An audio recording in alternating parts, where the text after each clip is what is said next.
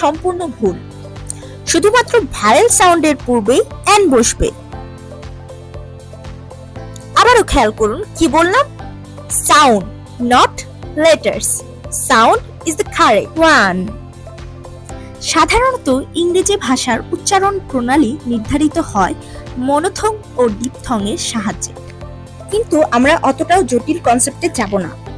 আমাদের বাংলা ভাষায় রয়েছে অমূল্য সম্পদ, অর্থাৎ স্বরবর্ণ। মাত্র 5টি স্বরবর্ণ জানলেই আমরা এন কোথায় বসাবো এবং এ কোথায় বসাবো তা ডিটেক্ট করে ফেলতে পারি।